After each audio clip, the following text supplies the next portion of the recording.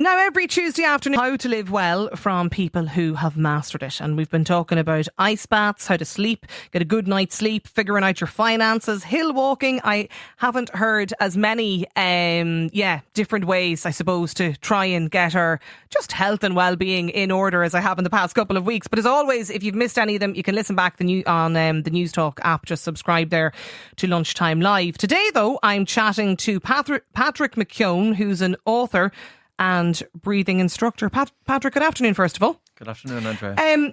Is it as simple as in through your nose and out through your mouth? Well, even that doesn't make sense. And even, there's a lot of misnomers in breathing. There's a lot of misinformation. Even the instructions to take a deep breath, it's probably the most harmful thing that you could do. And people also believe that if you take full big breaths, that more oxygen gets throughout the body. And that's not true either. So there's a little bit of entanglement. It's actually very simple. Breathing is very simple. Well, we all do it. We all think we've mastered it. we do. But many things influence it. Stress influences, genetics, hormonal changes in females, the stuffy environments that we're living in, perfectionist tendencies. So, there's a lot of influences to breathing. And yes, some people will have good breathing and some people don't. Just to explain to people, first of all, how did you get into this, Patrick? I had asthma as a kid growing up. And a teenager into my early 20s. I also had a stuffy nose, which is very common with asthma. Yeah, and then I was tired all the time. So I got through university, I went to Trinity, and I came out and I was in the corporate world, highly stressed. And it wasn't necessarily the job. It was my reaction to it with poor sleep and faster breathing and upper chest breathing. You wouldn't have the same level of concentration. And I found that all the way through school into university. So I read a newspaper article, I think it was the Irish Independent, and it was an article about the importance of breathing in and out through your nose, but breathing lightly. And I put it into practice. It really helped me. And then about 2 years later, I said, I'm going to change careers. So I changed careers. So now you work full-time in the area of breathing instructing, basically? Since 2002. So it's 22 years. Okay, so strip it back and tell us, what are we doing wrong then? Mouth breathing is very common. And it doesn't make sense to breathe in or out through the mouth. We look at children, 25 to 50% of studied kids. In the adult population, 50% of adults wake up with a dry mouth in the morning. The mouth does nothing for the breath. There's nothing in the mouth that serves any purpose for breathing. In the mouth is our teeth, our tongue, our hard palate, soft palate, the back of the throat. None of that does anything for breathing. And if we breathe through the mouth, we have poorer sleep, we have lighter sleep, we're more prone to snoring and to sleep apnea, we're more prone to stress response. Nose breathing, it's been known since 1988 that continuous nasal breathing, it improves the oxygen transfer from the lungs to the blood by 10%. And even though all of this information is out there and it's buried in the literature in PubMed, you'll find it. There's still ideas out there about breathing in through the nose and out through the mouth, or taking this full big breath. It's what you're always told, isn't it? When I think back at all of the different scenarios, where in through your nose, out through your mouth. The strangest thing that when I came across this, my nose was stuffy. So I did a simple exercise back then, because I had hardly any instruction. Take a normal breath in through your nose, out through your nose, pinch your nose. Normal in through your nose, out through your nose. I'm doing it here now in the So it's a normal breath in through your nose, out through your nose, pinch your nose and hold your nose, and then just gently nod your head up and down, holding your breath for maybe a count of 10 nods. Because you have to nearly stop and think, how do I breathe? when you because when you're talking about people who at night will sleep just in and out through their mouth, but sure, at the time, they clearly don't know they're doing that. So how do you counter that? But somebody should have been saying this to them. This has, children, it's been known for children who were mouth breathing, they've had an increased risk of reduced cognitive function since 1909. None of this stuff is new. We should be told this when we're going into our dentist.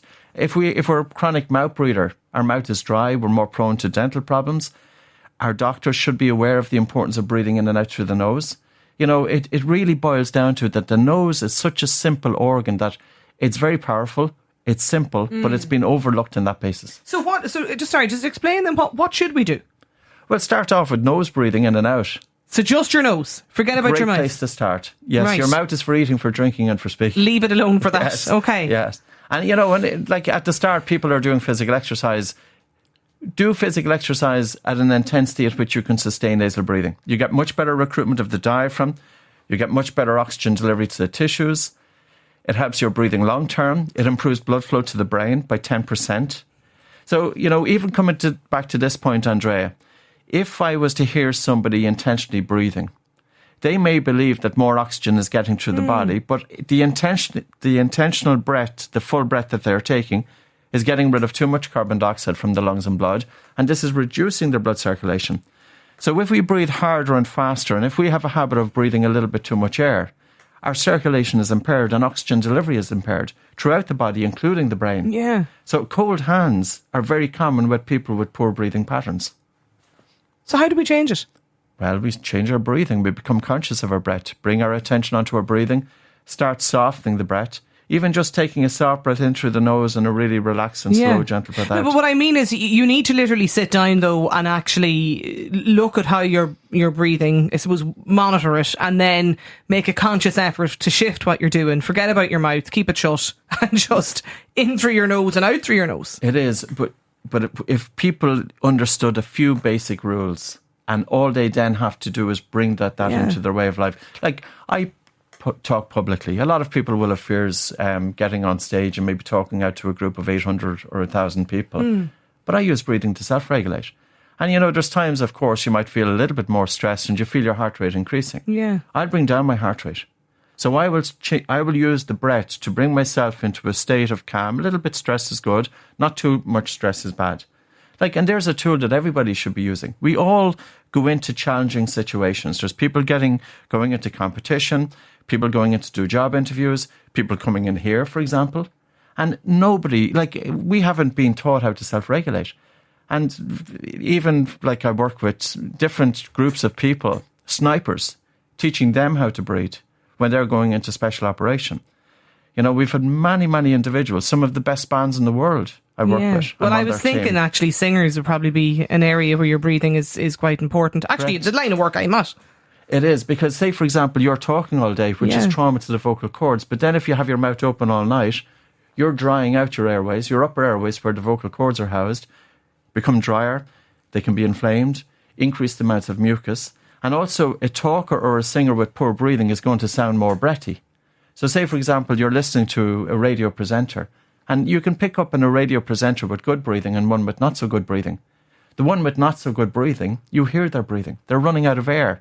And that will also impact their stress response, because that breathing pattern isn't just affecting your voice, but it's affecting your state of mind. To teach yourself, I suppose, or to try and change your habits, how long roughly does that take, Patrick, to do that? You can, if people have the basic instruction, you just bring it into your way of life. There's a way to do it and there's a way not to do it. Yeah, simple as that. That's it, and even the instruction to take a deep breath. And I think anybody will understand. If you took 5 or 6 of those deep breaths, how would your head feel? I went in to do a final exam back in 1997, and I can specifically remember taking a walk for about 1 to 2 minutes. And during that time, I took these full big breaths. I walked into the exam hall and I was lightheaded. Now, that was poor information that was out there at the time, but it's no different to the information that's out there now. And people are still peddling it, Andrea. People are talking about breathing and they don't have the faintest idea what it's actually doing. Some of the texts coming in, Patrick, on this, listener says, when I lie down at night, my nose actually feels quite stuffy. Is there anything I can do to prevent it? Yes, it's very normal that one side of your nose will get stuffy when you lie down at night. It's the side of the nose closest to the pillow. But your breathing during the day is going to influence your breathing during sleep. And the world's founding father of sleep medicine, Dr. Christian Guilleminault, he spoke about the critical importance of restoring nasal breathing. So if, for example, we use a tape, and I know that will sound totally bizarre, but we have a special tape that surrounds the mouth to pull the lips together. And it's a safe way of breathing through your nose during sleep. But really it starts with how you breathe during the day. And you talk about people with asthma. We have 400,000 people with asthma in this country. And how many times have people with asthma been encouraged to breathe through their nose? Our mouth does nothing. I just said it and I've asthma. I'm in the cohort you're talking about. And then if we think of a gas called nitric oxide that was discovered back in 1991 in the nasal airway, and that gas is a bronchodilator. That gas is sterilising the incoming air. Some of the texts coming in, I often feel quite lightheaded when I breathe in through my nose and out through my mouth, says this texter. Too much breathing. Too much? Yes. Too big. So even though he or she may be slowing down the breath, the tidal volume, the volume of air that they are taking into their body is too much. I was told that I don't breathe properly and it's affecting my adrenal gland. I was told to breathe into my stomach, hold it for 4 seconds. I was only breathing in through my chest, says this texter. Again, you know, breathing with good recruitment of the diaphragm, it's not just necessarily belly breathing. We really want to see lateral expansion and contraction of the lower ribs.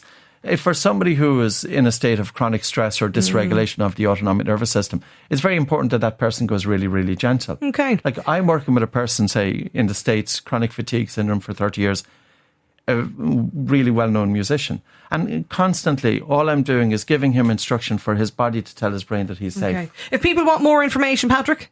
There's books out there. We have an app, Oxygen Advantage. We have websites, buteycoclinic.com, oxygenadvantage.com. Brilliant. Listen, it's a pleasure to meet you. Thanks a million for joining us in the studio today. Author and breathing instructor, Patrick McKeown. Lunchtime Live.